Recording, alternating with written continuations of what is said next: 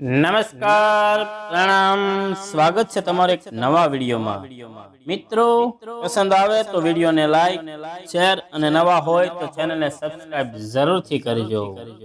ગરુડ પુરાણ અધ્યાય 3।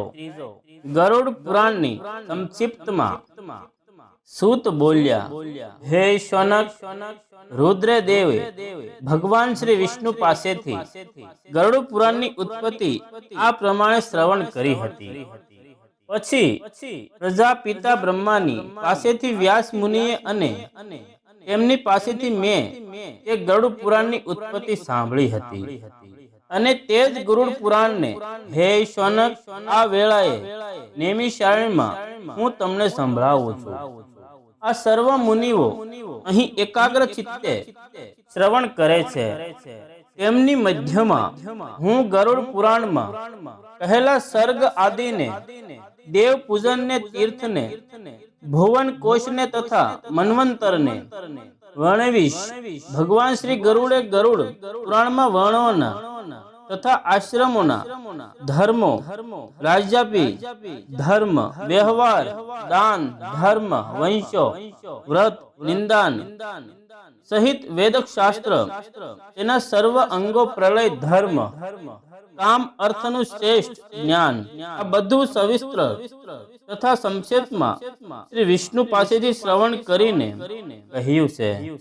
ભગવાન શ્રી વાસુદેવ શ્રી વિષ્ણુની કૃપાથી અતિ સામર્થ્ય વાળા થઈને શ્રી હરિનું વાહન થયા હતા અને સર્ગ આદિના કારણ થઈ દેવોને જીતી અમૃત લાવ્યા હતા। આ રીતે અમૃતને હરિ લાવીને સુધા તૃષા વિહીન તે સ્વર્ગને ભૂખે તરસે પીડાતું કહ્યું હતું।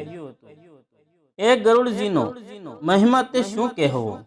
સમસ્ત બ્રહ્માંડ જેમના ઉદરમાં છે તે શ્રી હરિનું તેઓ શ્રી વાહન છે। શ્રી વિષ્ણુનું વાહન ગરુડજીના દર્શન કરીને અથવા તેમનું માત્ર સ્મરણ કરતા જ નાગો વગેરેનો ક્ષય થઈ જાય છે। કશ્યપ ઋષિએ ગરુડે સંભળાવેલા આ પુરાણના પ્રભાવથી વિષિથી ભસ્મીભૂત થયેલા વૃક્ષને ગારુડી વિદ્યાનો યક્ષી ઓમ સ્વામ સ્વાહા મંત્ર ફૂંકીને સજીવન કર્યું હતું। એ જ પુરાણ ભગવાન શ્રી વિષ્ણુએ ગરુડને કહ્યું હતું અને તેમણે કશ્યપ ઋષિને કહ્યું હતું। શ્રીમદ ગરુડ પુરાણ અત્યંત કલ્યાણકારી અને પુણ્યકારી છે, પવિત્ર છે, જેથી તમારી સર્વ કામનાઓ, મનોરથો પૂર્ણ કરનારું થશે।